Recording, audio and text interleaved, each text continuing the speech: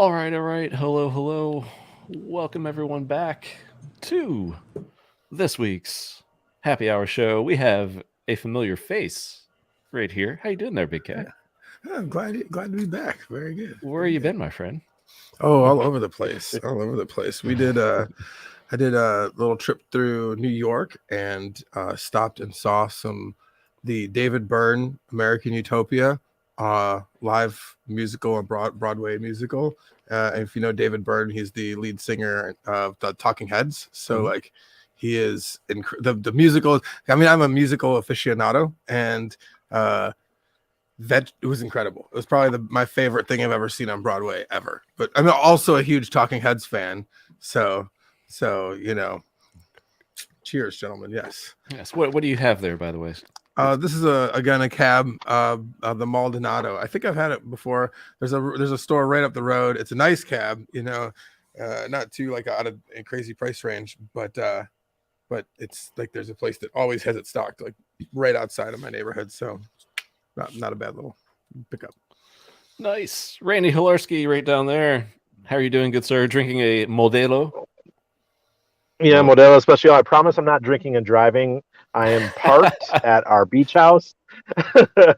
And I just want to, I don't want to dox myself exactly where the house is, or else I'd be on the beachfront right now. I'm only 15 meters from the water, but, Awesome. Can't let you guys know exactly where I am. LOL, Benny Blanco. Is that a Toyota by chance? Ha ha. Ha ha. Well done. A VW guy. This is my 8th VW. My 9th one will be here in 4 weeks. Nice. Can't wait for it to get here. Wave3. Been a minute since you've been on the show. How you doing, my man? Yeah, doing great. Thanks for having me on for happy hour. So enjoying the Friday. So got everything out of the way before half my day, and now I'm just enjoying it. So having a good day, enjoying myself right now, and definitely look forward to some of the topics because there's some good ones that you have lined up for sure. Yeah, I figured I'll just throw a bunch of these out there and y'all can comment away. We are also possibly waiting on Motley Investor. He, again, is having internet issues, but he will certainly join if able. But if not, totally understandable. I was able to bump up my internet recently, so I'm hoping that I can actually stay in reasonable feed. Are you linked now? No, I'm not yet. So there's okay. a thing where the base station is supposed to be in the next few months here in Puerto Rico. So I'm kind of like they're installing it, but once it's there. Well, I guess before we get started, I just wanted to do this little thing right here. I'm going to call it the follow of the week. So I get notifications of follows on Twitter. Like we all do, and every now and then, a profile just jumps out at me. So I figured I may as well find one of these things and share it. Where can I find it here? This is Pulse_Wall, who now follows Cabana Crypto. He is Kazakhstan's Minister of Culture and most touched porn star with a big wallet full of. And then HEX is in there, Pulse is in there, and PulseX is in there. So thank you for the follow. Really, really appreciate that. That's all I got to say about that. That's the follow of the week. some higher ups in the Kazakhstan ministry. That's fantastic. Yeah, I followed by count the 14 pulses. 14 pulses coming your way. And perhaps he's watching the show. We'll never know. So yeah, I get in the green room and actually just got a message from Dollar Cost. So he says he'll actually try to get on here shortly as well. So I'll try to save some of those topics regarding ETH and a couple others for him. But we can at least talk about.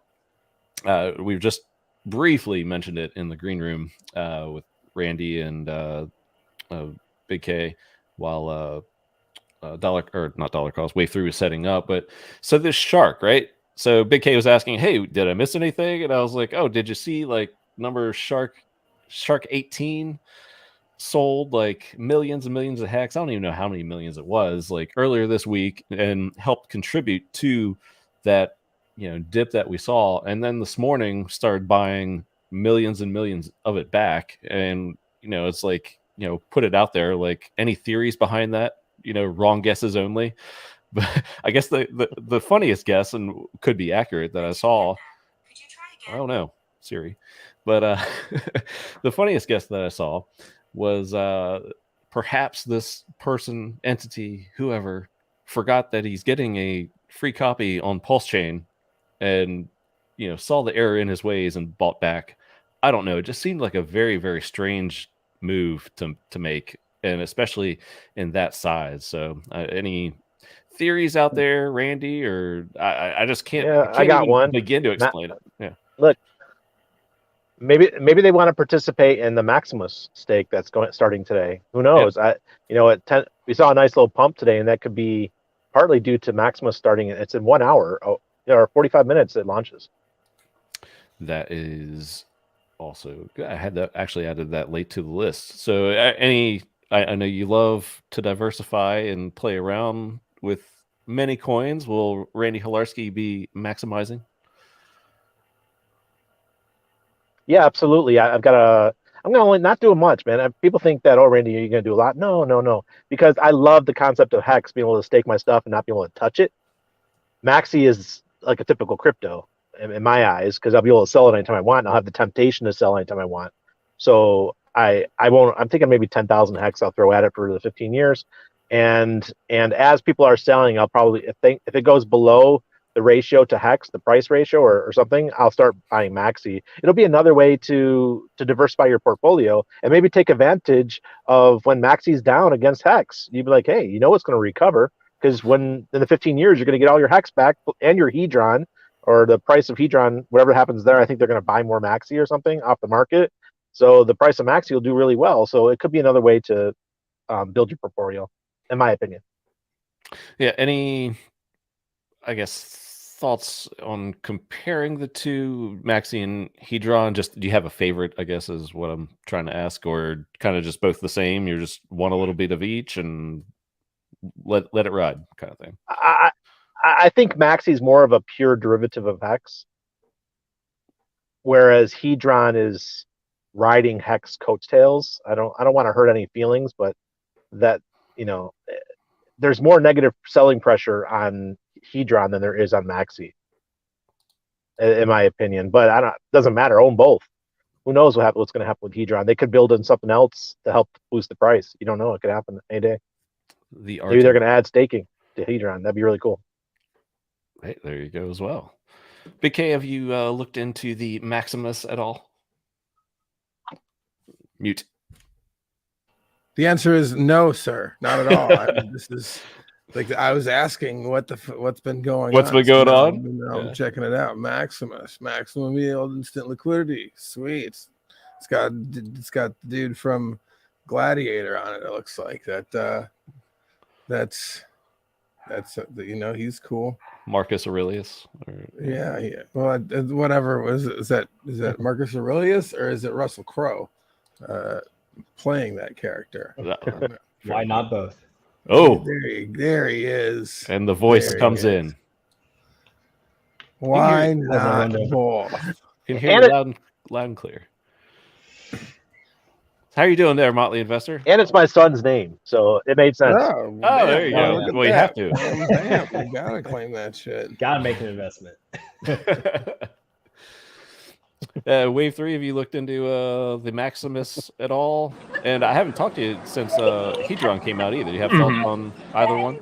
Yeah, I would say Randy made a good point as far as the relative selling pressure between the two assets, between Hedron and Maxi. So that's, I think, definitely a big part when it comes to the speculative part of it, and one where Maxi may just have an advantage. And then I would say for Maxi specifically, I know there's that 2-week interval, I believe, after everything is basically up and running. And there is some homework that I need to do to just understand a little bit more. But I am familiar with the guy that's behind it. He's had some really good content for Hexagon specifically over the years I was kind of more on like the underground side for quite a while in the HEX community that I thought was very, very talented at some of the stuff that he was doing. So I'm just very interested in it just from that aspect. Not financial advice, of course. I have no idea what, I no control as far as like what the prices and such are going to do. But so far, the interviews I've seen have been pretty good.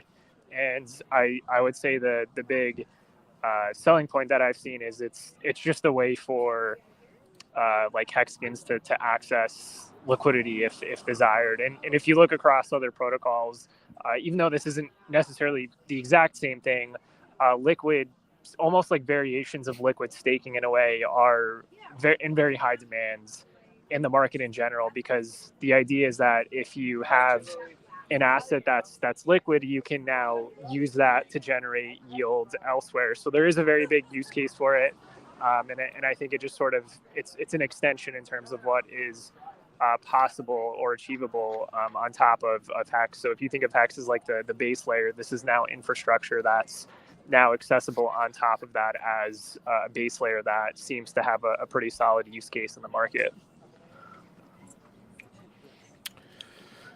Thoughts there, Motley investor? I don't think I've gotten your take on Maximus yet. Maximus? Yeah, so I haven't done too much research on it, so I don't want to speak incorrectly, but like Wave said, Dip Catcher is very intelligent. He's made a lot of cool stuff for the community. He's kind of gone on behind the scenes early on. We were kind of doing something similar initially when we were working on building a project, using the pooling function, trying to get the bigger pays better bonus.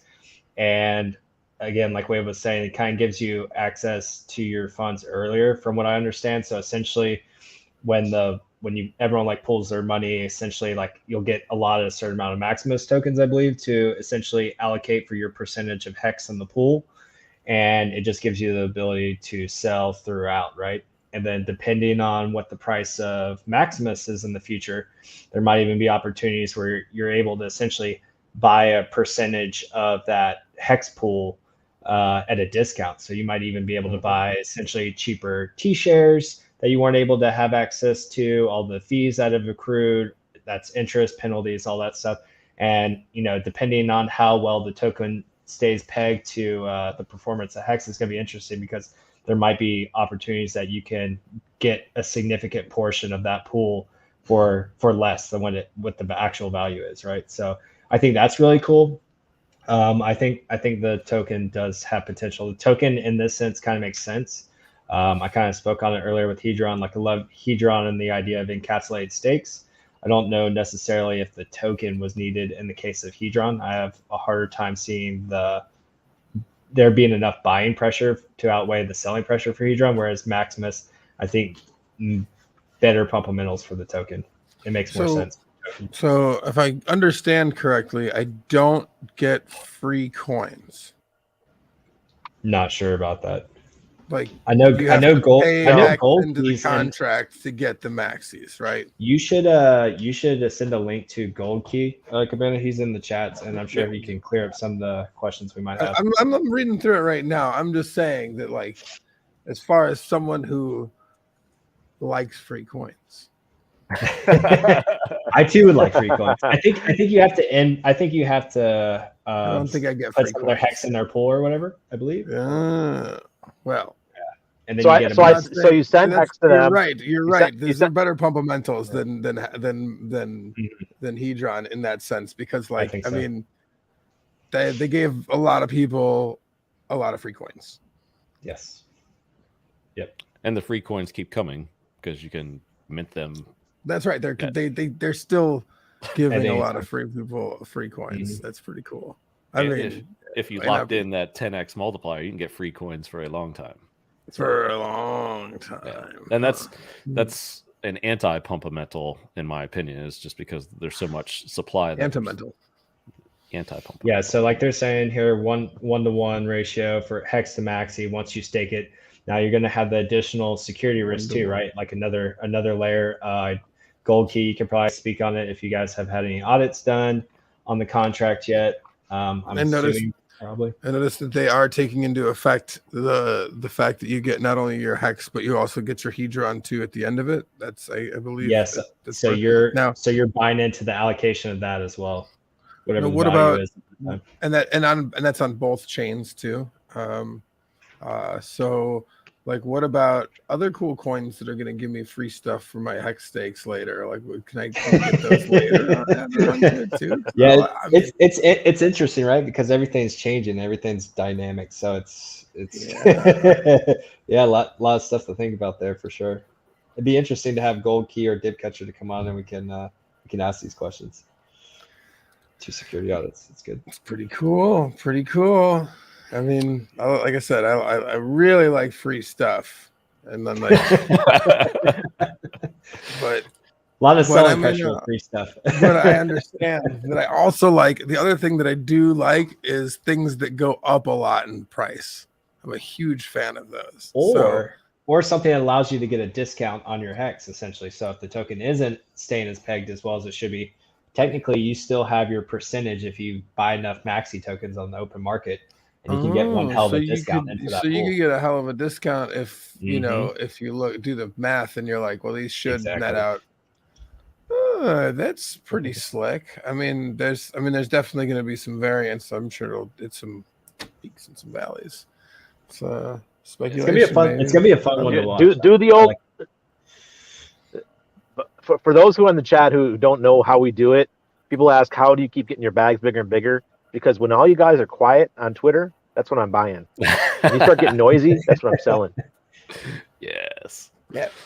Lessons from Randy. I think you made some noise about Hedron there recently too, because everybody was all salty and bitter, and you were like, "This is when Randy steps in and starts to dip the old toe." I'm buying. I'm a buyer at this rate. Yeah. I mean, I see that. Like I said, everyone had their. I mean, everyone was pretty salty about it for a minute, but I mean, that's how the cycles go. There's always a reason. Is it at 6 zeros yet? I haven't looked at the price in a while. No, it did, and then it just. Oh no, I don't think it actually did. No, it went down to 0.0008 or something and bounced back up. It had a nice little red candle, and then Brennan / Bree. For those of you guys who don't know, Bree is a dude. All right. Boy. All right. And he just give him some history. You guys have been treating him soft like you guys have been treating him soft like he's a female. Listen, it's a dude, and he likes to talk smack, and now he rug-bulled the community today and saying all bad things about Richard Hart and bad things about, and he sold all of his Hedron because he was out there telling everyone to buy Hedron at the peaks. And I was saying, be careful, guys. Don't listen to these types of people. You're gonna lose all your money. What did Hedron do? It tanked. It's down 80%. Yeah. So be careful out there. Be careful who you listen to. Yeah, that Richard Hart's defense too on that thread. If you see, like, they were very clearly attacking him, right? Because first of all, they're angry because they blocked him. But I'm surprised it honestly took Richard this long to block that individual, because they have shit talked HEX numerous times throughout numerous projects where they've gone and to say ENS is the new best thing, HEX is dead. Hedron's the new best thing, HEX is dead. Literally has shit talked Richard's project like 8 different times. The person's very unstable, and then has the audacity like, how dare he? So yeah, be careful who you get your information from. Thanks. Yeah, well, even aside from, like, just as far as the chasing aspect, like, this is you guys will see this a very common theme in general in crypto. The reality is that there's a lot of people that just chase bumps. So like as Randy mentioned, like, him as a buyer, he's basically speculating when everybody else thinks something is dead and it's not really talking about it. The moment there's like a big buzz and you look at the chart, it's usually had a very big run up. It happened recently with a couple meme. This is, I think, even before the price run up, but there was like a couple meme coins people were chasing those coins got totally wrecked versus a lot of other pairs in the market chasing after like a big move on Hedron. That's not to say Hedron specifically is like a bad coin or anything. It's just once you buy into a big move, you're inheriting all the risk at that point. So it's not sustainable, and you will lose. There's going to come a time where you lose, 70 to 80% on a down draw. So smart buying. Randy's a smart buyer. So those are the guys that win on the longer time frames. Well, welcome to Asking We Shall Receive. Motley requested a gold key. We have a gold key. What's up, man? Welcome to the show. Thanks, man. Thanks for having me on. Appreciate it. Heck I've got yeah. We were talking Maximus and throwing questions around, and Motley was like, "Yeah, well, why don't we just get a few of them answered straight from the source?" So I guess Big K, if you had something or anybody else, ask away. I got my answer. I'm not getting free coins. no free coins. I do like what y'all are doing. I mean, so to say that there's a question that I do have is there going to be, like I said, there's a proficiency in there or whatever for us to have not only our hex at the end, but also the hedron at the end. If some others, hedron 2, the new hedron or whatever comes out, that like is there going to be some post facto work done to make sure that everyone gets those coins too, or is that going to be harder? So it's going to launch as a completed product, no admin keys. So that is one, you could say, drawback, because that would require admin keys and open contract calls. So kind of as a security precaution, that just wasn't really possible. But yeah, I mean, we're pretty confident in Hex, especially in Hedron. So I think it'll be a good backing for the Maxi token. So I saw that you had 2 security audits done. Who'd you get them done by, if you don't mind me asking? Yeah, so the first one was Solidity Finance, and the second one, I'm not sure on the second one. I'm not sure who that was. I'll have to look that up and ask. Are they public for review or? Correct. Citric? Yeah. So we tweeted them out, and then you can also find them in our Telegram as well. Okay. Have you guys also thought about potentially, because someone brought this to my attention with our projects as well, have you guys considered doing potentially a bug bounty program? Because audits are good, and we've had them and they found some stuff, but bug bounty programs are also good to at least maintain, just for the fact that the audit company is going to get their money regardless, and they'll point out some faults. But the bug bounty, they're a little bit more incentivized to dig deep into your project and poke around where maybe the audit companies get lazy. Have you guys considered doing that? That's a great thought. And we can definitely look into opening that up. We've, aside from the audits, we have kind of had like peer reviewed as well. So but yeah, we can definitely look at bug bounties for sure. Can you disclose those names, or just some community members? Community members. Yeah. Just through Hex devs. And I believe Dipcatcher spoke with Alex, and along with that, Hedron integration had his help there. Yeah. Cool. Awesome. Yeah. I just want to say that anybody who uses a project name that's the same as my son's name, I got to invest. That's awesome. That's smart money right there. It's a great name. Yeah. Speaking of names and plays on names, Woke Dog asks, so if you buy a house with your maxi money, is it called a maxi pad? There's another way you can take that too. Oh man. All right. Any other questions? I guess Motley mentioned like a 14 days. I thought, was the opening 10 days or is it 14? Yeah, so the mint phase is gonna be 14 days. And it starts a little under, so about 2.5 hours at launch. UTC rollover, right? Yep. Exactly. So yeah, and there's no bonding curve, so you can get the same 1 hex per 1 maxi rate for that whole 14 days. So nice. I have some questions with this. So this 14 days, so you guys are the contract's just whoever decides to send their hex there is just going to get added to a pool, and then the contract will launch at the end of the 14 days, correct? The stake will start after that. The stake will start. Mm-hmm. Okay. What was I going to say in regards to that? What are y'all's projections? What are you guys thinking about as far as total number of hex? What do you obviously ideally 150 million would be the best, but what are you guys projecting? That's a really great question. We ran a poll in our Telegram, and the range was like Trust pull. Be careful of pulls. it was like, you know, the range is big. I mean, the top range was over 150 million.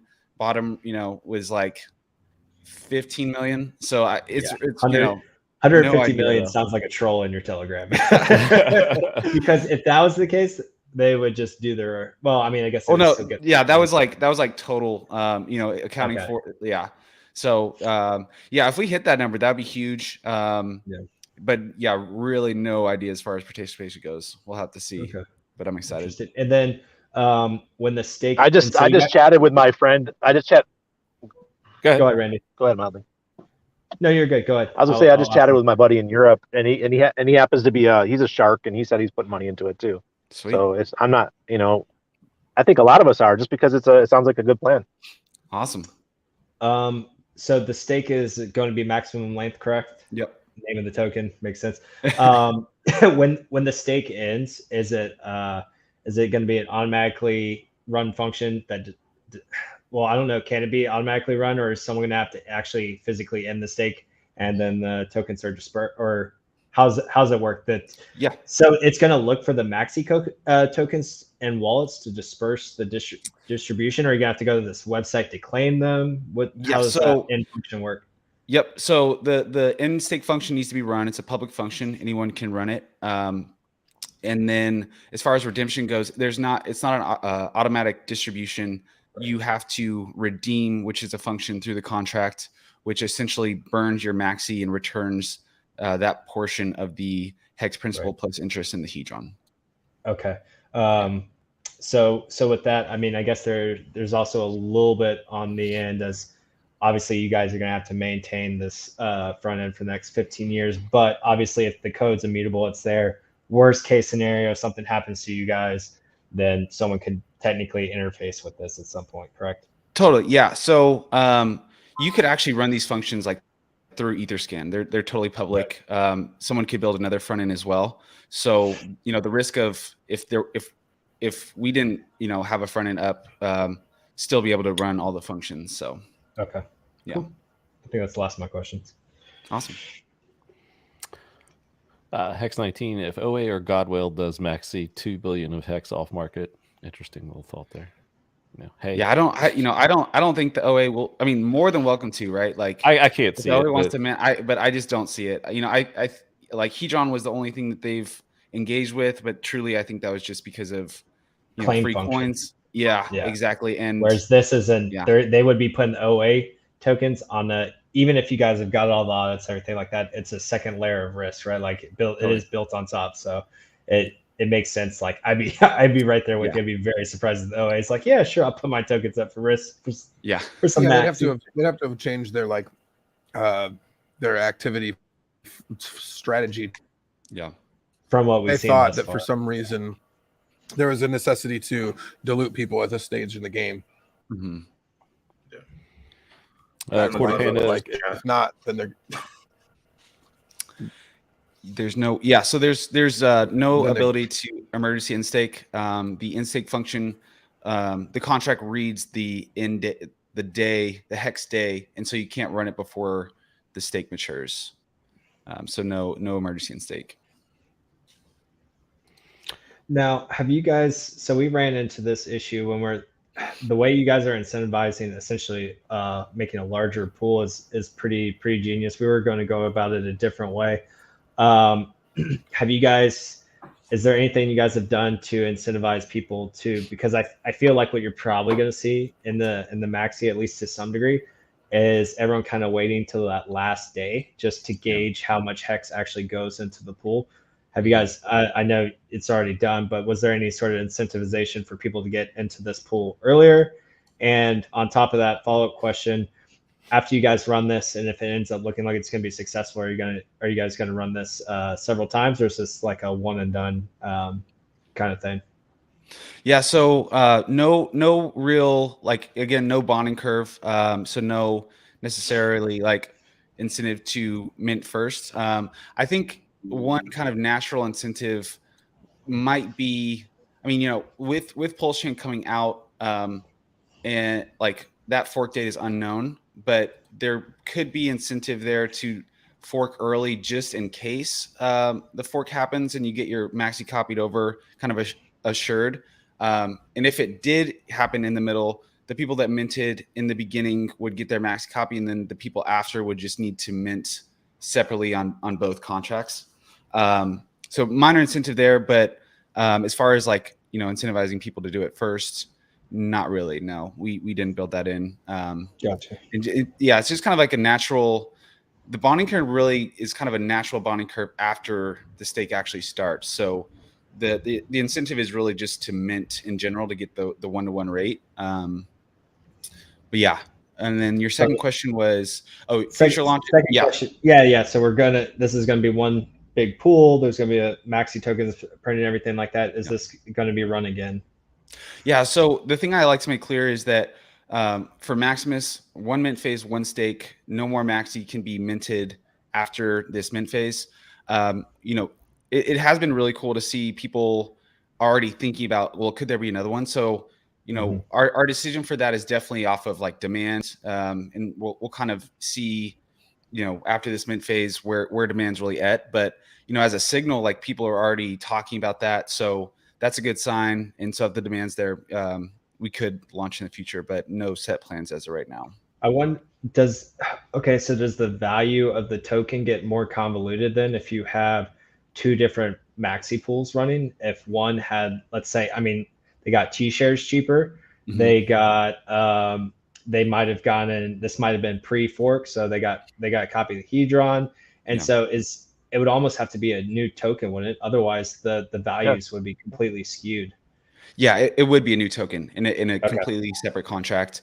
And you're right. This maxi will be the most Probably valuable, the most profitable. Yeah, totally. Because we're locking in, the best T-share rate, getting the 4x. I think we're going to lock in a 4x Hedron bonus and the PulseChain copy. So, cool. Huge incentive to participate in this one.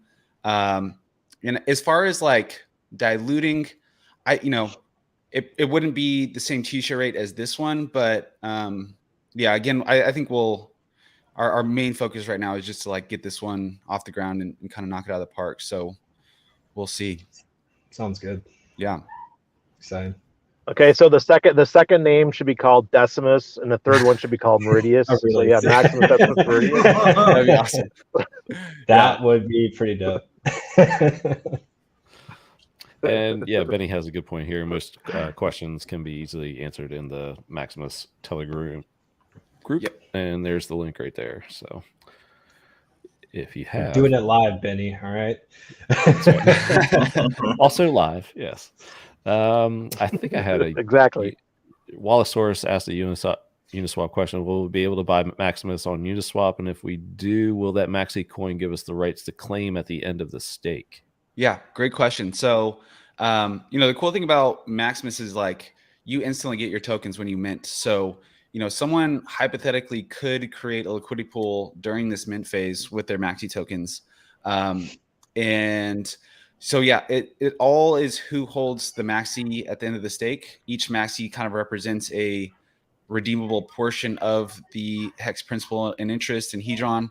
So when you sell your Maxi, you're selling your position, and but you can also buy more Maxi to grow your position in the stake as well.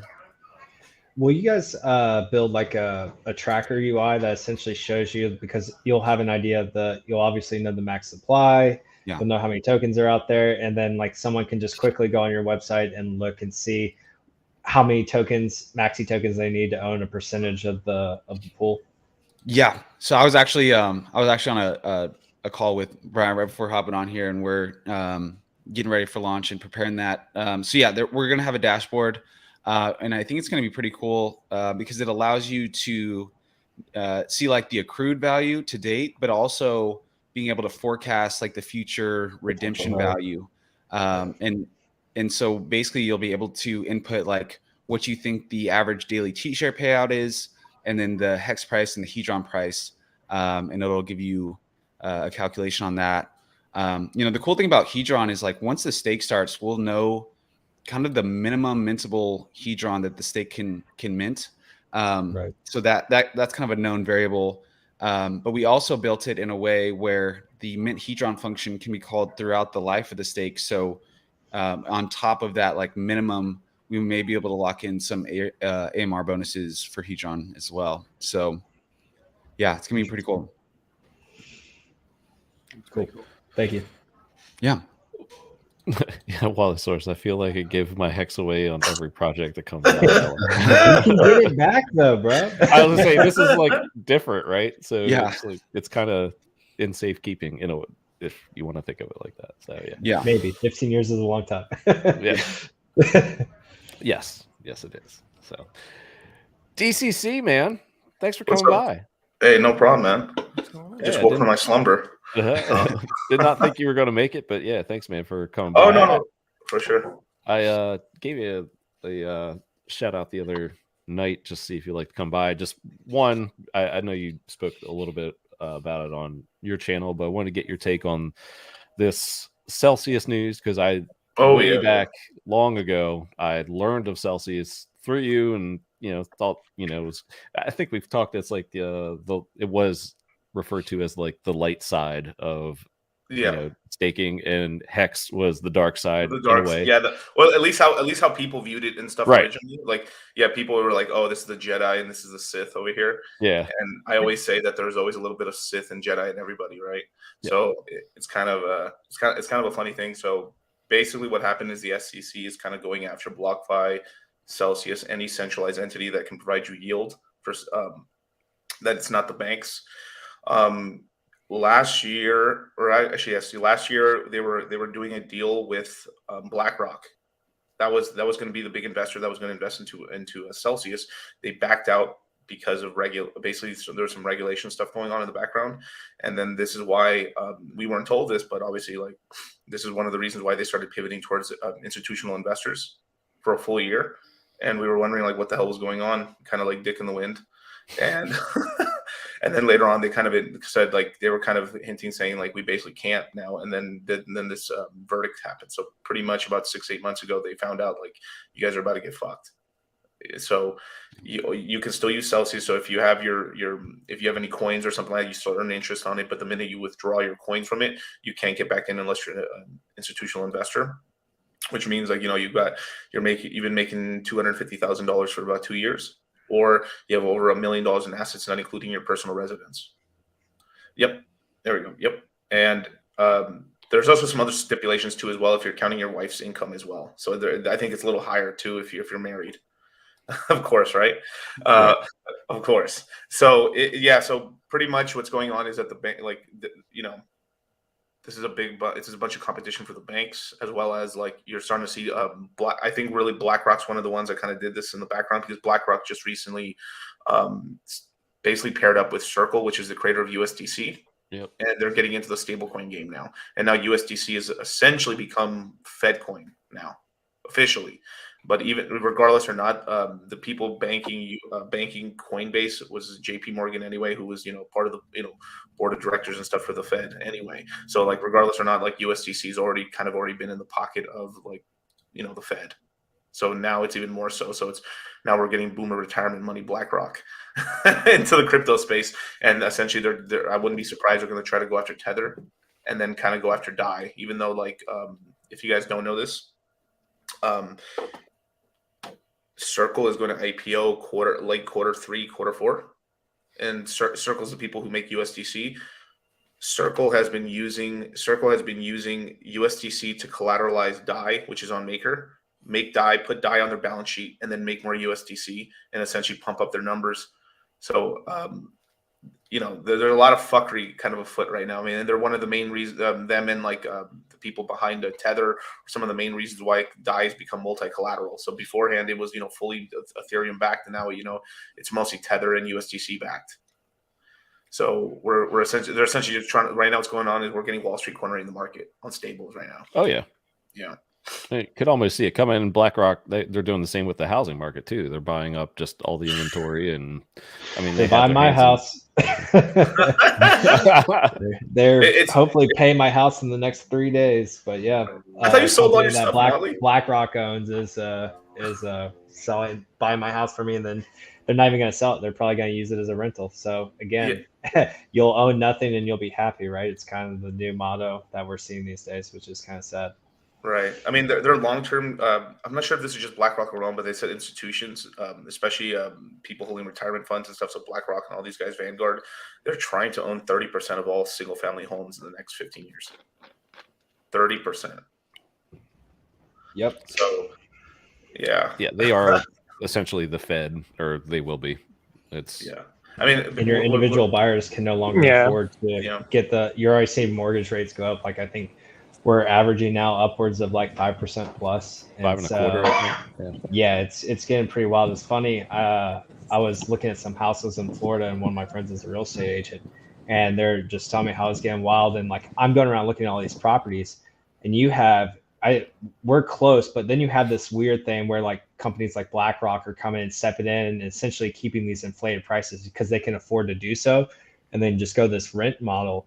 But it's interesting because I was looking at some high-end properties, and like the one I like the most, the guy bought less than 2 years ago for 1.6 million. The guy was asking 4.75 million for, and put a new roof on it. And I was like, no.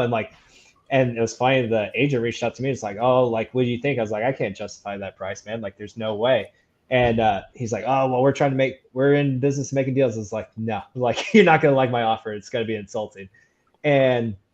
But I was talking to my friend who's an agent back and forth about this. And she was telling me she had another agent reach out to her saying that they're now offering, what was it called?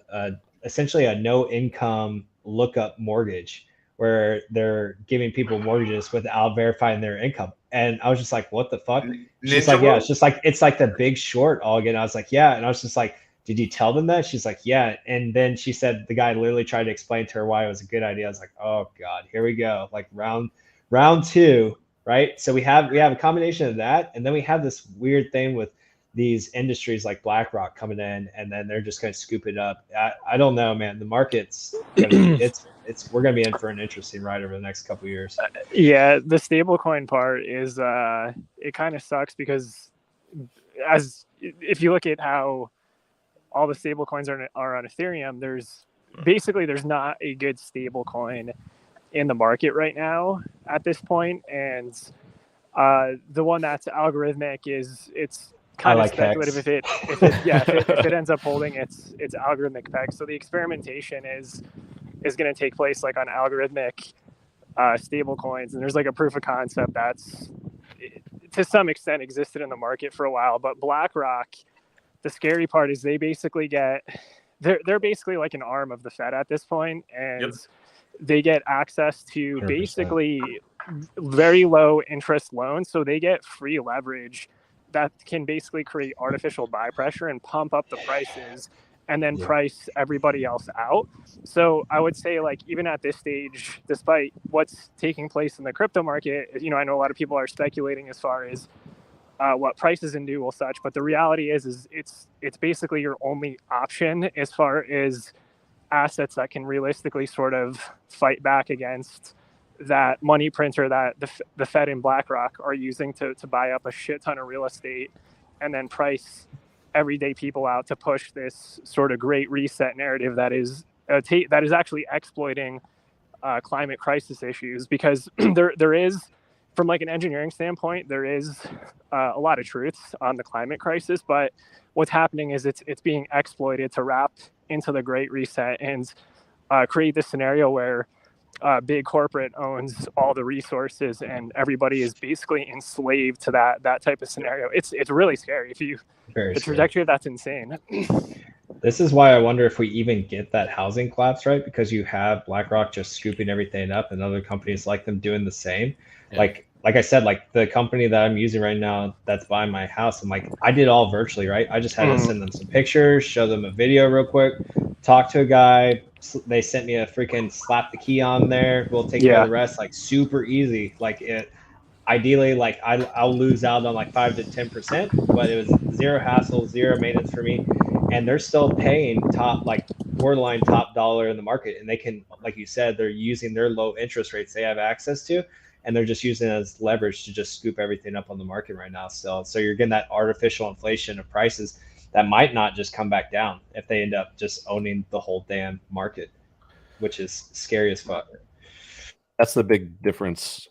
I think somebody mentioned 2008 in the chat there, and the big difference is the lack of supply this time. The supply, as you just mentioned, Molly, like you have entities like BlackRock just scooping it up, so the interest rates can go higher with the market not just completely, falling to pieces. How long can it hold out? I don't know, but there's definitely, the lack of supply is a far different factor than what we have. That's the thing, is that it can hold out. I mean, like, there's a bend and pull to everything in that regard, and so they can hold out as long as there's a serious supply shortage. So, like, I mean, there's plenty of places where there's lots of new housing going up all over the place, though. I see it being built. So, like, but the thing is that, like, that all became slowed down because of the COVID shit, because like there's been supply shortages. I mean, lumber's 3 times more expensive. All that shit is happening. So, like, it has like slowed that down. But like demand, insane amounts of demand. If you tell people that they can get $500,000 for a house that they got $250 for, a couple of years ago, then like somebody's gonna build more of those quickly, So like there's gonna be some, and then you'll see the same, then they'll overdo that, and you'll see large complexes unfilled and shit too. Like there's gonna be both sides of that. Like, I mean, it's kind of how it always works. So I mean, but I think that this time you're gonna have it. It's gonna take a lot longer because everything's at an all-time shortage right now. Right. I mean, it was like the 2008 recession too. That's why we don't have any housing, right? So we put our hand on the stove, we burned our hand, and then builders essentially did not build any new properties for damn near 6-7 years. Like I think it was like 2016 when they started building again, and then exactly like you said, keep up with the demand that was pent up. Now there's a lot of pent up demand. Yeah, right. And it's a huge demographic thing right now. So I mean, what's the average? The average millennial is what, like 35, I think, if I got the number right. So you're starting to get, you can't stay at your mom's house forever, right? So as much as how cool mom is, you got to get your own place, and that's kind of what's going on right now. So you're having some downsizing from the boomers, but you're having we're equal to about the population of the baby boomers as well, the millennials, and they need housing really bad. So it's sort of a perfect storm to kind of support prices. But if you look, one real estate market I'm a little worried about is the Chinese real estate market, because they truly overbuilt. Yeah, that's the one that's where they have so much overbuild that they did, but because they went through this, on a little bit of a different time scale than us. Yeah, and also population numbers also decreased, which we're starting to see in the United States carry over as well. So we're not having as many kids. So we're starting to see the same thing take place over here in the States now. This is full on cost of living is just become too much. Here. Well, I mean, let me tell you the other scenario. No, I'm gonna go ahead, Randy. You're on delay. We'll shut up when you're talking. Yeah, when we want to bring this back to a positive light, let me know. I'll drop some fun bombs. Hold on, Randy. Finish it off. Give us more doom and gloom. Yeah, well, no doom and gloom here. Here in Panama, you can still buy it. We're looking at a penthouse right now. That's when we first came home. That it was for sale for $350. Now it's down to $300. We have deflation here in Panama because there was an overbuild of expensive homes in this place. All these penthouses, these new buildings, they keep building them nonstop. They have not slowed down. There's only about a 60% occupation rate in Panama. And these homes are very, very nice. And they just keep building them. And we're on the US dollar standard, right? But the prices keep going down all the time because there's no one buying them, because the average Panamanian makes $600 a month. So they can't afford these $300,000 homes. So right now we got a glut of Americans and Canadians flying down to Panama every week. I see them all over the place because they like to hang out in my neighborhood. That's where all the bars are. So they all come in. They're all walking down the street. They're all talking, I want to buy this house. I want to buy that house. So they're all coming down here because they can get a lot more for their money. And what's going to happen is people are going to bring their money outside of the U.S. And that's what I see happening here in Panama at the moment, and Costa Rica. Rico too. Yeah. Right. Yep.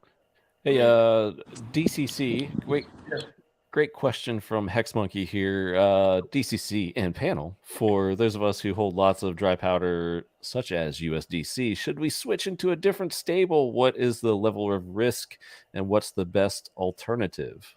So there's a lot of skepticism for USDC in that question. Right. I mean, it's the sort of thing. I mean, if Well, if you're paying taxes and stuff, you really don't have a problem with USDC. Now that like, it's kind of that sort of, in terms of the other only a good stable so far until like maybe like PulseChain launches is probably going to end up being UST from Terra Luna. But I personally think that we're going to get some fucking level of implosion on that somewhere mid 2023 at some point. But right now they're buying so much. I mean, I think yesterday they bought like $100 million of BTC to back up their stable coins. They're going to end up being one of the largest holders of Bitcoin in the world.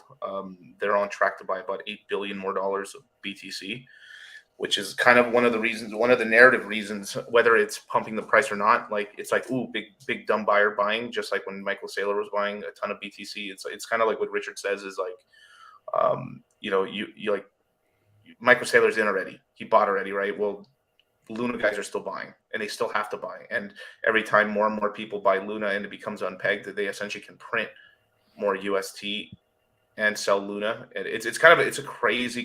Like I really don't want to get into the whole Luna sort of thing and stuff, but goddamn, they know how to make a Ponzi.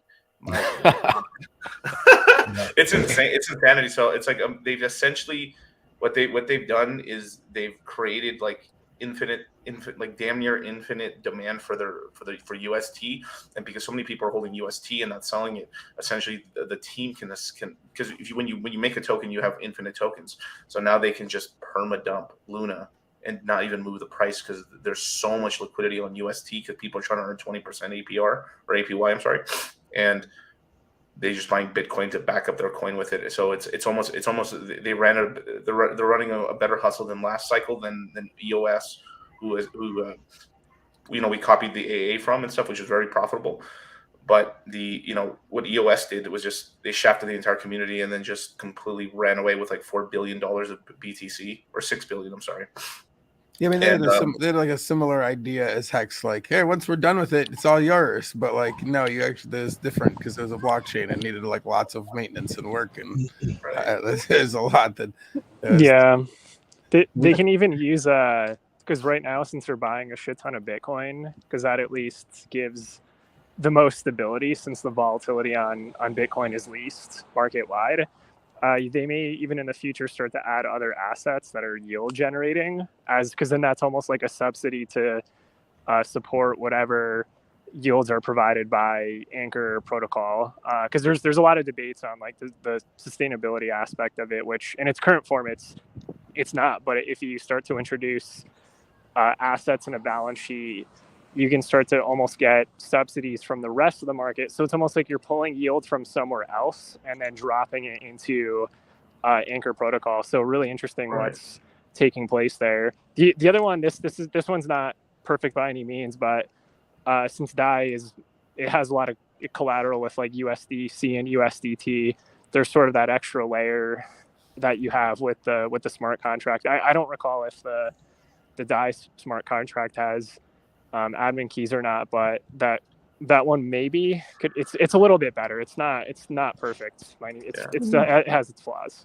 It shouldn't, but if you get enough coins, you can essentially vote any entity you want. So if you control enough the supply, you can just do anything you want. So it's like you control admin keys anyway.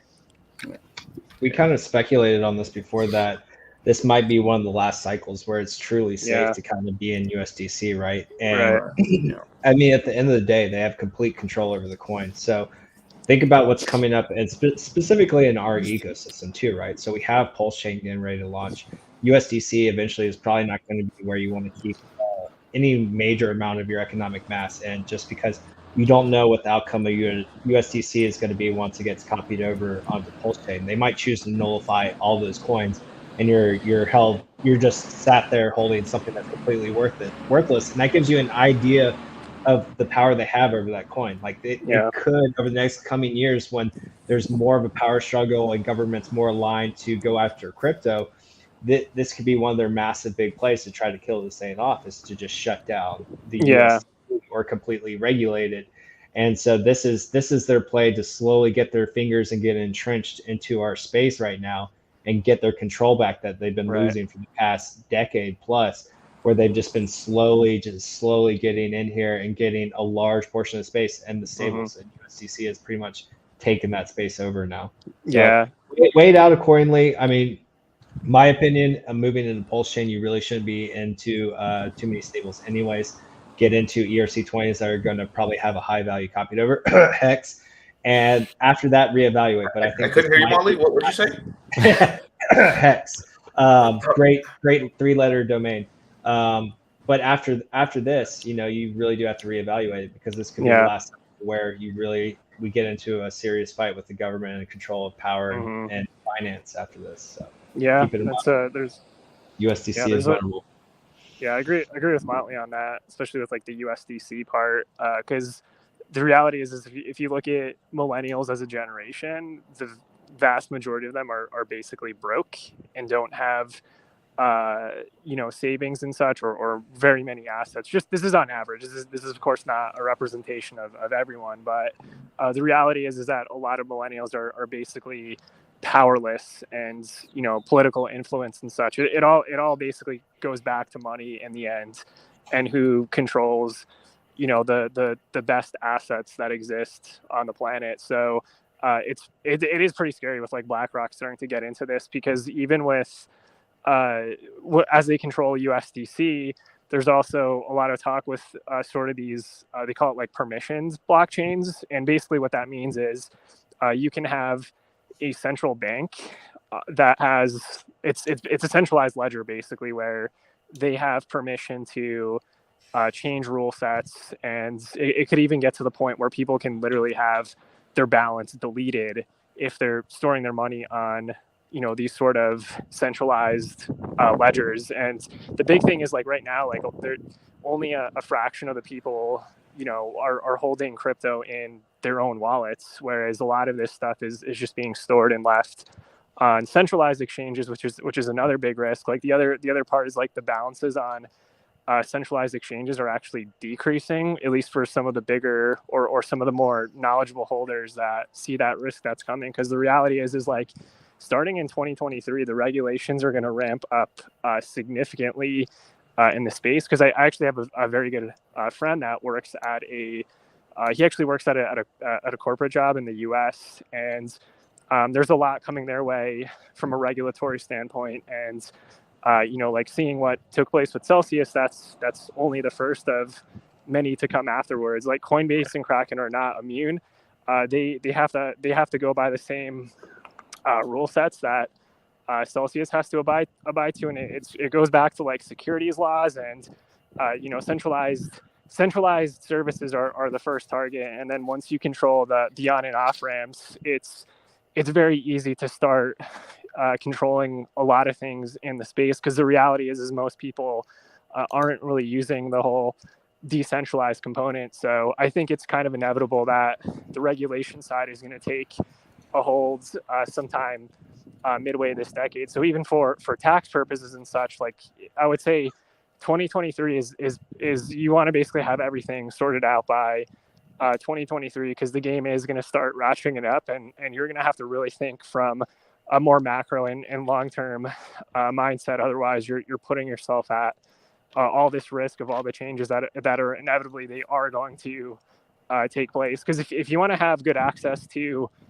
liquidity and access to services in the world, you're going to have to route through a centralized service. Otherwise there's just a big trade-off there as far as convenience and quality of life. So I think we're just still at the early stages, and the rest of this decade is going to be, I think, just a battle for what constitutes is just money in general. But BlackRock has a big edge because now they have access to, or they already do, they have access to these free loans basically. So if they play the altcoin game, in theory, BlackRock could actually spin up their own altcoin, and they have infinite money injection into that coin in theory to sort of fight against what's taking place.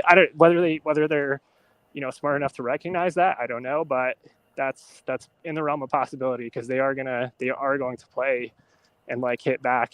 It's not going to be, there's going to be a lot of bumps that come along the way for sure.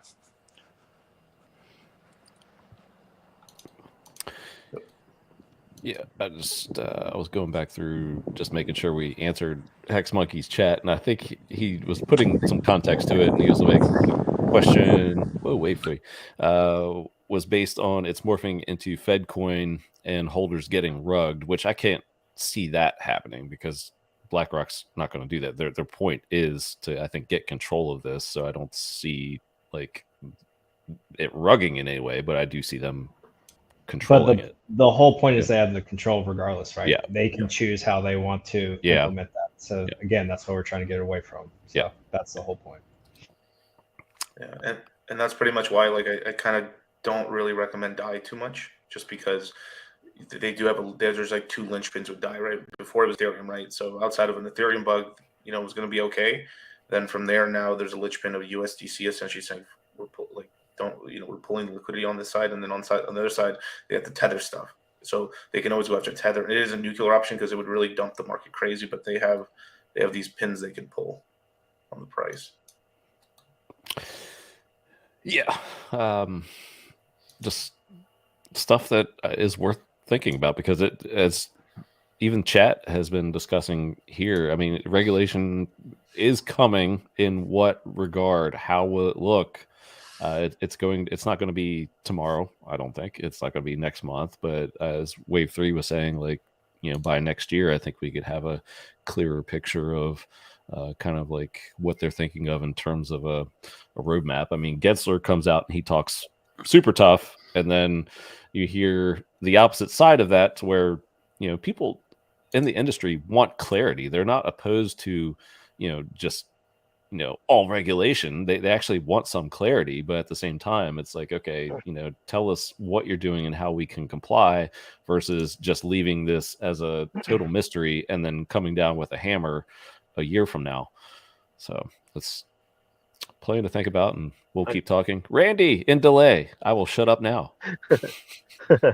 I'm gonna leave after this just because it's starting to get dark. But I want to say that right now is a time to start getting your ducks in order. Put up your trusts, your corporations, your interjurisdictional marriages, all these things. Get them all set up now, so when the time comes, you don't have to worry. Like I made my move a decade ago. I married Annabelle. Annabelle's Panamanian. She's not American. She's rich. I'm poor. You know, so everything's in her name. You know, so I mean, set up your stuff now so you don't have to worry too much in a year and a half. You young guys, man, get set up. Don't be waiting. Don't twiddle your thumbs like this, because what if HEX is $2 to $3 in 2 years? You want to be set up now, not wait and then say, oh shit, oh my god, what am I going to do? Get ready now. Yeah. Well, Randy, before we do let you go, I had a special "the fuck is this" plan. So, Randy Hilarski, the fuck is this?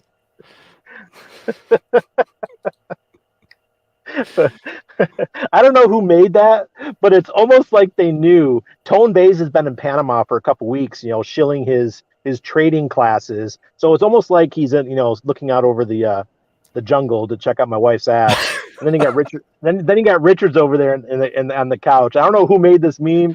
I can't remember who made it, but I can't remember the first one. But I think it was Extra Motion Morgan Mark. started it with Richard, and I forgot who added Tone. I think Motion Mark did it. The Tone Bays. Yeah, Mark did. Mark Okay, did. yeah, Yeah. Motion Mark did that. Yeah.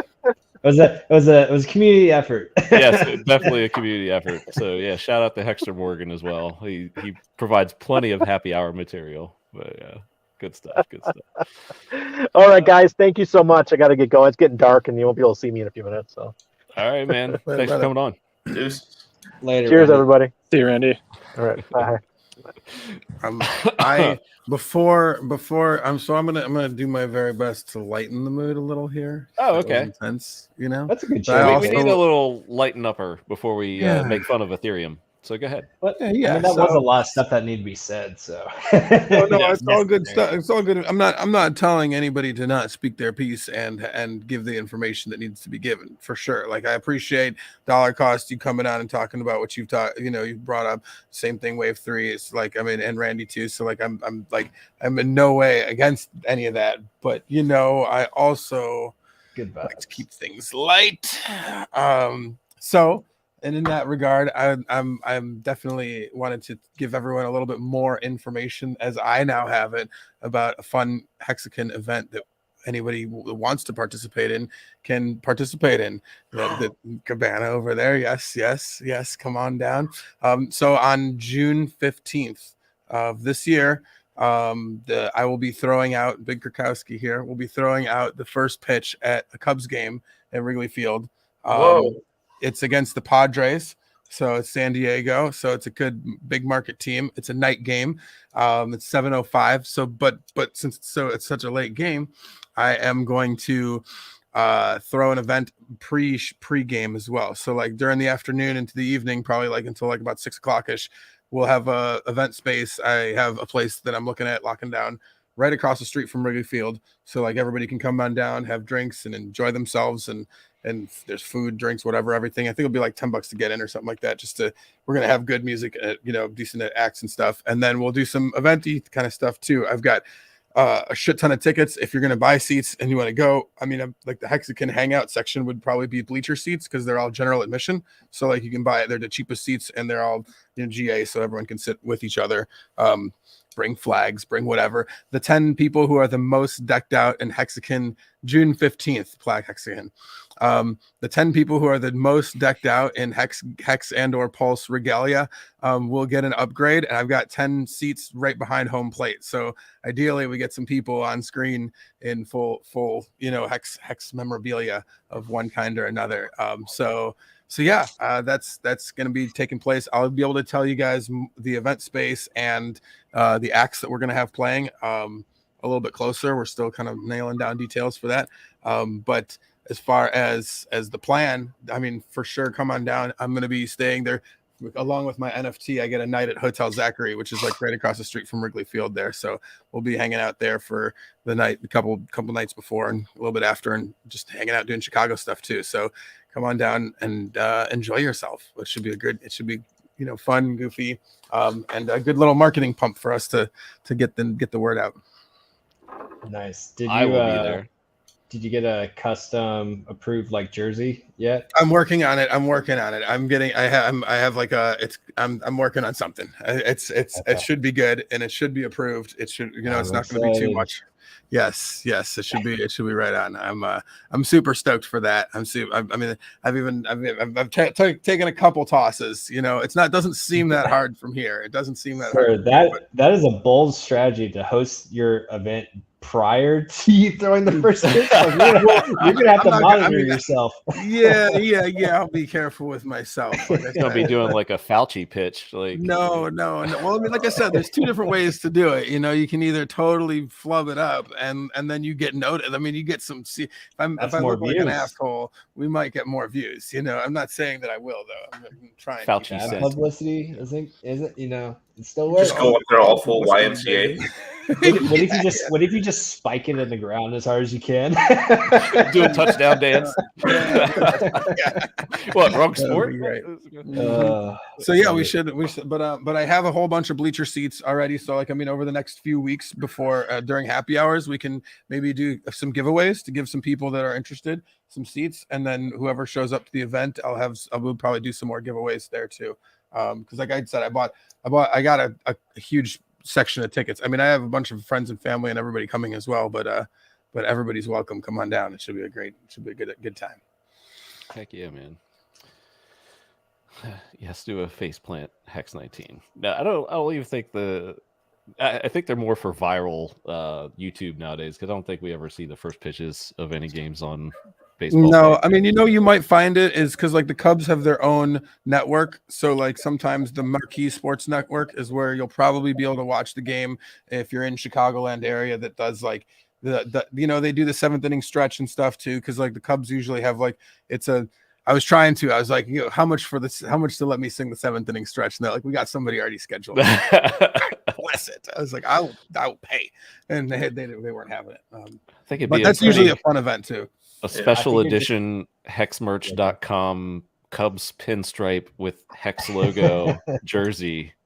Nice. You're close. Whoever said that's getting close to what I'm looking for. Just throwing an idea out there. We should have some merch and some swag and everything for everybody to wear as well.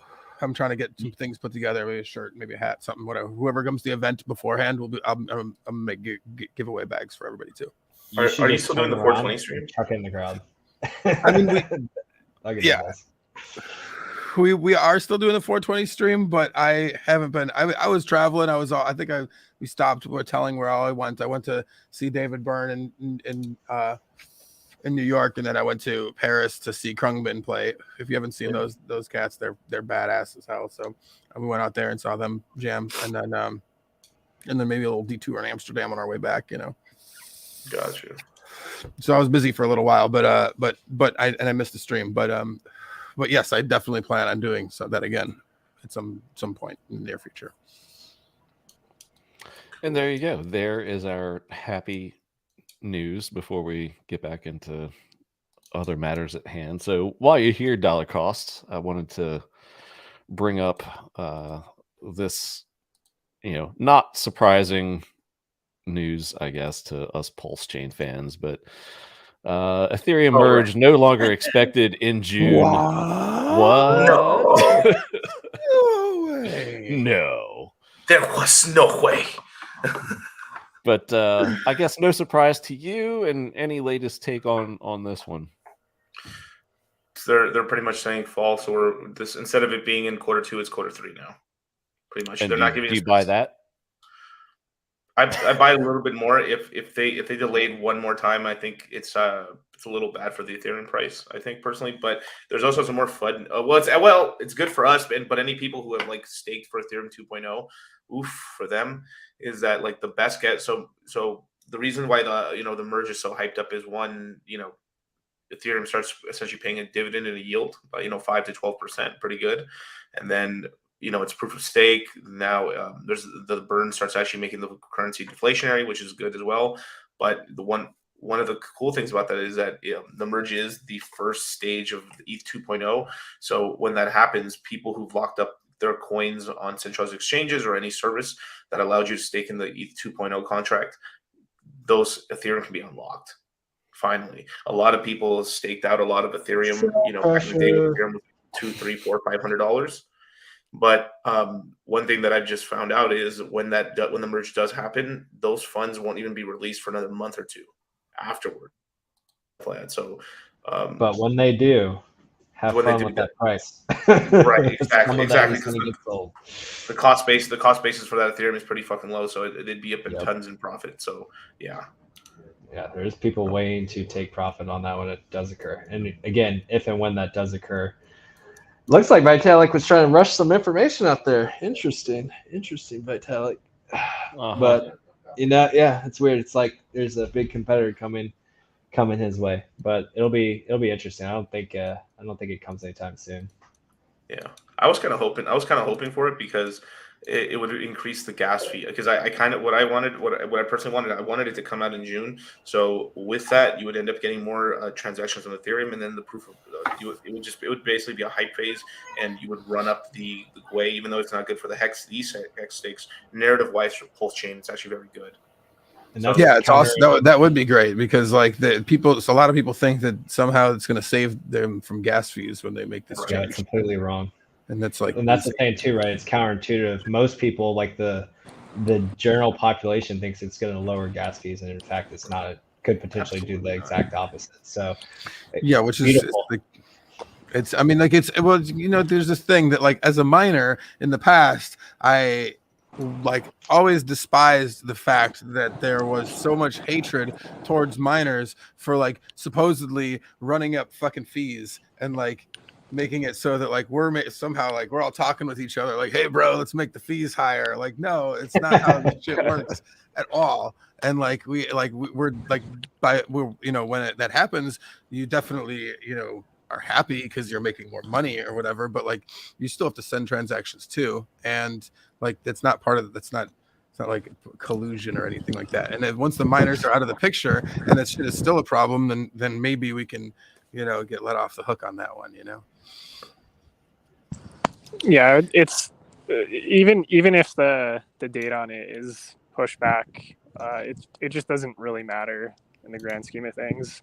So just about every major protocol upgrade Ethereum has more or less been delayed by like plus or minus or maybe a quarter or two. So it's the actual tokenomics of it Ethereum has very good tokenomics after the merge. I think it's just inevitable when it flips Bitcoin at this point, because even now, like with the market just sort of ranging, Ethereum is holding up extremely well versus Bitcoin, and the merge just amplifies the tokenomics, you know, long term. There is going to be that big supply that comes out. I guess I'm mostly just looking years ahead, where Ethereum is now sort of I view it as like sort of the store of value that Bitcoin really should have been, and then now we're sort of going into other parts of crypto that just branch out of Ethereum initially, because the reason why, you know, all the whole market is here today is because of Ethereum. It's the one that introduced being able to do smart contracts. So it basically bootstrapped. Yeah, it basically bootstrapped all of this, and then now we just have better tools today than we did a couple of years ago. So all the good assets that perform well are basically an extension that just builds on top of that, which I think is really cool. I agree. I concur, good sir. Speaking of devs, I wanted to bring this one up as well. So this is an Ethereum lead dev, and he was tweeting, and somebody grabbed these. Quite a name. Yeah, Peter. But the second one, it was basically in Ethereum's history, complexity never decreased. Every EIP is piling on top every major change. Listen, I'm extremely frustrated when a research proposal says everything's figured out. It's just engineering now. As good as it feels that we're approaching the merge, I must emphasize that Ethereum is not going in a clean direction. Tangentially, it's achieving results, but it's also piling complexity like there's no tomorrow. If the protocol doesn't get slimmer, it's not going to make it. I mean, that is some pretty big words from a dev. So, yeah. I mean that even with that, because I guess what a lot of people are not really considering is that even multi-chain is basically it builds off of Geth, to my knowledge, maybe aside from maybe Tendermint, but a lot of the protocols in the market are basically using the same architecture. So I don't necessarily see how anything else is kind of immune to that if we're all using the same open source baselines, so to start. But I don't know. I do recall that developer sort of gets on. He brings up a lot of attention multiple times, and he definitely has like better knowledge for sure comparatively to everybody else that's speculating. So I think that's more of a problem just market wide because unless I don't know if you guys know whether the protocols are using like different architecture as opposed to like Geth that Ethereum, to my knowledge, is sort of built around, and like the EVM. Yeah, I don't know. I just found sort of a weird trend that all Russian and Ukrainian devs are just bearish right now. Like legitimately, every time I see like that he looks mighty Ukrainian or mighty Russian and stuff, like it's full on bear news. Yeah, so, I mean he's gotten bearish multiple times in the past. So right. Dollar conspiracy crypto. Following that guy. I like people that actually like keep it real. Yeah, I mean he's an engineer, so his viewpoint matters more. 100%. Yeah, and this was like less than a week ago, and he's pretty much, even if you aren't a dev, he's pretty much saying what you could almost feel, is the case. It's like, they years ago when I first even learned of Ethereum, and of course, ETH had been out, well before that, but it was always the question of scaling. And it's like, okay, well, it just seems like they're putting Band-Aid after Band-Aid after Band-Aid on it. And you have a dev pretty much basically telling you that has been the case. And that is, the main problem, and still, to this day. So if you have a rival chain that, gets a full system state copy coming out and you have this Dev explaining the actual problems of the thing that's getting copied and what won't be present on the new chain. I mean, how bullish could this be for PulseChain? We're already, obviously bulls on this show for it, but goodness, man, this Sounds is like exciting. the world's largest airdrop that's never been done before. Sounds like the largest LP farming that's ever been done before. Oh, and you happen to have the other side of the pool for free. That's never been done before. Oh man, yeah, it sounds great. I'm glad I've invested in that new ecosystem. Can't wait. And chill. So, 4 more weeks. 4 more weeks. Michael's question earlier. Yeah. Richard told me so. Yes. So just a couple more topics here. Speaking of 4 more weeks, so stack balances. Richard mentioned that in his interview with Alex Lorenzo, kind of casually, but it was like, if we get the stack balances, at least a couple more weeks, but after that, maybe not too much longer. And I believe there have been updates, posted on Twitter. A couple of them for the stack balances, so they're clearly working on them. What were we thinking? Just a quick around the room. May, June, later, Motley. Did he ever give clarification as far as the AMM bot? I know they were struggling with Uniswap V3. Did he ever clear that up if they figure something out for that, or if they're just going to let the ARB guys just kind of clean house? He's from my understanding and from what I've listened to, he's stopped really talking a lot about it, and pretty much most mention is, hey, some of the ARB guys are gonna just benefit. If that's what's holding us up, we're not gonna worry about that. They can fight it out. Interesting. So. I know there was an update a couple days ago to the stack balances, so that's good. Probably be a couple more here shortly, I'm sure. Let's see, what is it? The 15th of April right now. So 2 weeks,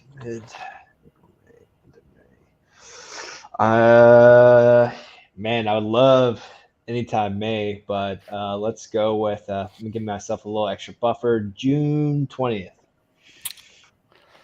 June 20th. June 20th. Okay. I mean, we're just having fun here. May looks like the day. What do you say? Sounds pretty gay. Let's do May. Down by the bay while laying on some hay with Big K. The end. All right. Hey, I'll do July 4th. DCC, what you got? Yeah, it's kind of middle of May, middle of June, somewhere in that range right there, for sure. Yeah, because it doesn't seem. I mean, I think that I feel like Richard's probably going to do another one more, we'll get a version 3 testnet, and then a couple weeks after that we'll go live. I think that sounds like a reasonable metric. So as soon as that hits, then I think it's I like this one here. I love that one. That would be cool, and also a little bit all right, let me get this pitch out of the way so I can go see what the hell's going on. A HEX celebration to end all celebrations. But yeah, that'd be awesome.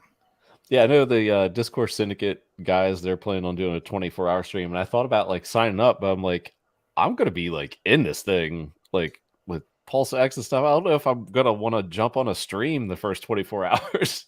No way. I'm gonna be playing with all the new toys and stuff.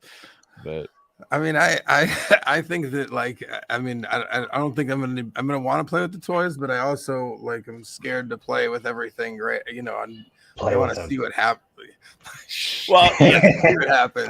I want to watch the toy. I'm not going to be, especially a lot of the LP stuff. Yeah, popcorn. I've said that for months, but I'm just going to be watching it, I guess. I'm going to be the little kid that goes around and bites the other kids to take their toys. I'm going to play with all the toys. I'll just watch Motley play. I'm just hoping it's not June 14th. That would be no. Yeah. Yeah. Or April 23rd, which is before the Talladega race next week. So we have, I guess, 2 more shows. I'm traveling next week, obviously, if I'm going to the race. But JJ is back in the car 2 Sundays from now. He's actually in the Cup race, I believe, this Sunday in Bristol, a dirt track. So he'll probably have some fun. Tread on the tires. Yeah, he's driving for a different team, but he's back with the same team that he was with Daytona at 2 Sundays from now at Talladega. So that's going to happen. Anybody here going to that Motley BK? I am actually not. I was going to go to that. I had all the plans to, but then the movie, some of the last scenes we're shooting will be out west. That very like the 24th, 5th, 6th, right there. And so you guys are still shooting? I thought they wrapped up. Well, no, we're done. We're wrapped with like the principal production stuff. I mean, I think there's like one scene that we wanted to do, and like actual like in action. But they're doing stuff in the studio now, like all the narrative glue shit, and some of that's like my stuff, all my mining equipment, everything. So like piecing together the story. Yeah. Mm-hmm. Yeah. Gotcha. Yeah, I too was planning on going, but some Puerto Rico stuff came up last minute, and that's taking up a lot of time. So yeah, it's island life right now. So it's moves a little bit slow. I can't blame you. Well, it's gonna be no, it's beautiful out here. It's comfortable slow. I've seen the photos. That's my kind of beach, man. Just white sands and clear water. Big K, you're gonna have to see our place. It's pretty sweet. We're out. Well, yeah. Never mind. Not gonna tell you guys address, please. Yeah. But I was trying to tell you, congratulations, Motley, on getting married and stuff, dude. Yeah. I mean, technically, we've been married for a while. It was just finally having the ceremony. But yeah, thank you. I appreciate it. But it's funny. We had this amazing agent, and if you guys don't know, real estate is a jungle out here in Puerto Rico. Like, it does not operate the same as it does in the States. It's cutthroat. It's a pain in the ass. It is tough. We found a good agent that was hustling for us, but ironically enough, like, stuff continued to fall through. Again, everyone just moves on island time, and we were actually talking to a watch dealer on the island, and we're just shooting the shit, talking about watches and what have you. And we we just told him, it's like, yeah, we're looking for an apartment out here. He's like, oh, I have one for rent. We're like, oh, perfect. And then it also happened to be exactly where we were looking, and exactly across from our hotel. And he's like, yeah, you want to go now? I was like, not tonight, like, we got dinner plans. But I was like, tomorrow, yeah. And so we saw it. It was good. Came to terms on a price, and yeah, signed the contract actually earlier today. Send out the deposit, and yeah, finally, we leave tomorrow, so it came down to the damn wire. We were trying to avoid that, but it was tough. It was tough. I mean, that's. I mean, you're glad you got it done to the wire, because I mean, we bought a place and we had to extend the contract was already 3 months, and then we had to extend the contract like twice. Like, that's insanity for real estate. So like, we stoked you somewhere. That's kick ass. We're just renting now, but for like probably the first year, and then we'll start eyeballing where we want to buy on the island is kind of the plan. Yeah, that's the best thing to do, is check out everywhere, man. There's so many cool spots. Yeah. More La Perla for you? I've eyeballed it a few times. Not this trip. Maybe once I become a permanent resident here. But I'll hit you up. I might be going in a month or two. Okay. Yeah, just let me know. But yeah, as far as Talladega, to bring it back, probably not. I have to go look at the timing and everything, but I don't have a whole lot of time that I can probably spend off the island, so I got to be selective. Gotcha. Well, for the other person that will be at Talladega, I'll see you there next week. So there you go. All right. Anyway. Children of the Grave, shout out to you, my friend. I see you were listening to us at a beautiful location. So nice. That is. Where's his bike at? Yeah, where's your bike at, bro? Mad disappointed if there's not a BMX bike in the background. That's awesome. Yeah, that's good stuff. That looks so really cool. nice. Thanks for tuning in, bro.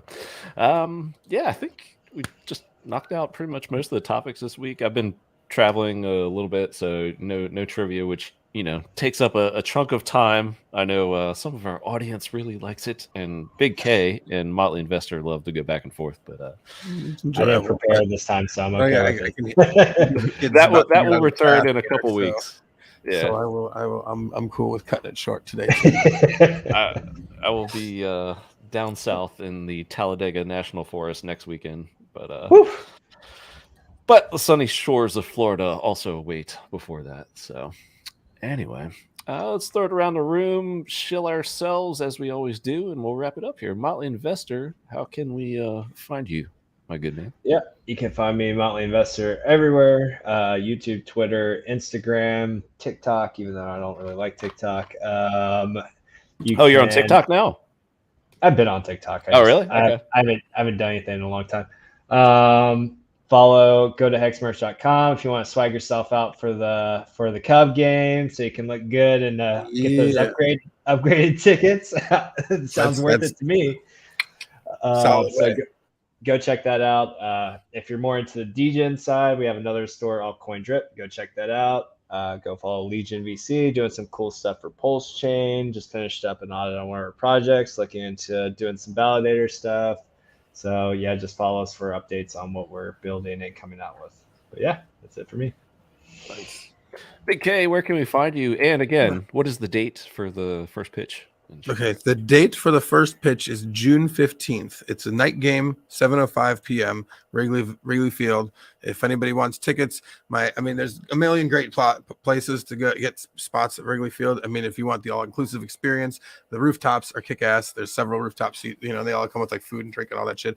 But like all the Hexagon people that we're gonna be hanging out with, most of them will be in the bleacher section because like there's general admission. So get GA tickets. We'll have an event ahead of time. It'll probably start 2:00, something like that. We'll have music, drinks, food, all that right across the street. Walk right across Gallagher Way, which is like the field right along Sheffield there, I believe. And then you'll walk yourself right into the Wrigley Field and enjoy yourself with a fine game of baseball and me throwing out the first pitch. Where else can you find me? Big Krakowski on Telegram and Twitter. I mean, and eventually in the Highest of Stakes movie as well, coming out quarter 4 with your mom. DCC, where can we find you, man?